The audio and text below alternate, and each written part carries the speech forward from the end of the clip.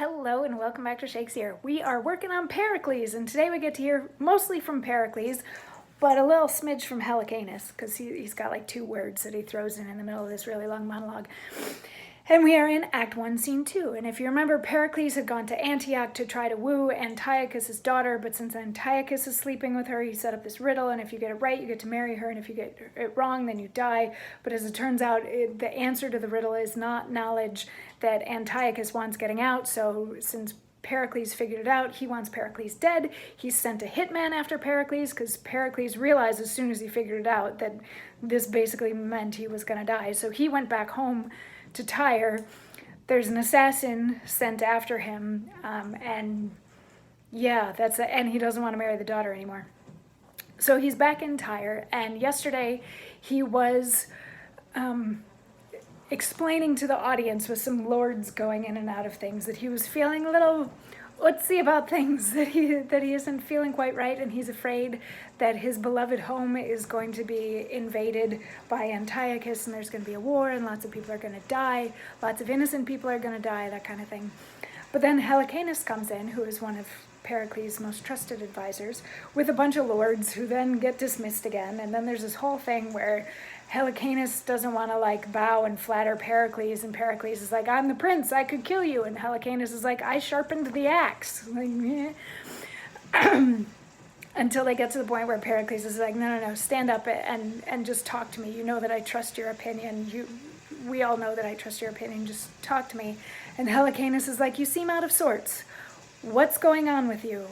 And Pericles says, thou speakst like a physician, Hellicanus, that ministers a potion unto me, that thou wouldst tremble to receive thyself. Attend me then.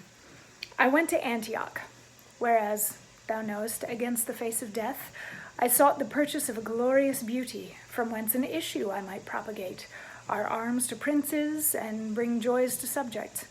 Her face was, to mine eye, beyond all wonder.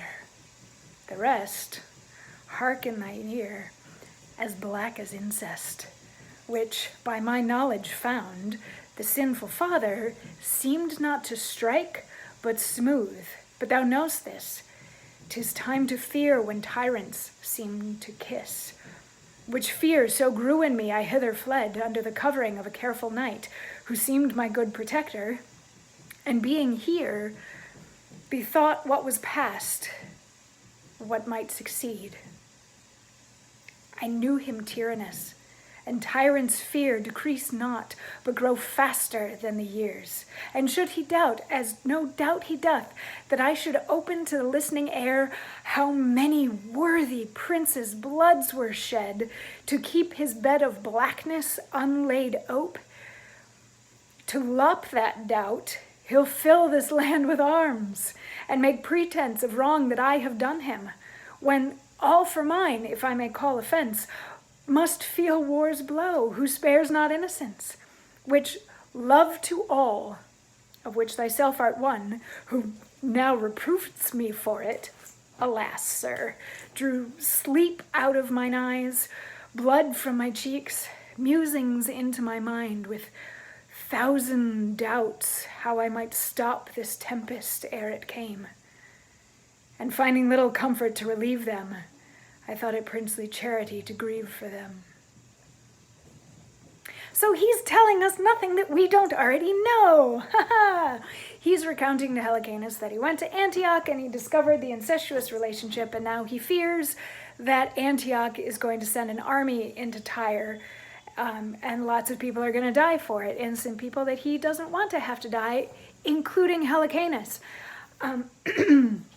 So he's been losing sleep, and he's been getting pale, and he's been just thinking too much about stuff, so that has put him into this melancholy that he is currently in. And Hellicanus is like, well, I get it, I understand. Maybe the best thing to do is for you to leave.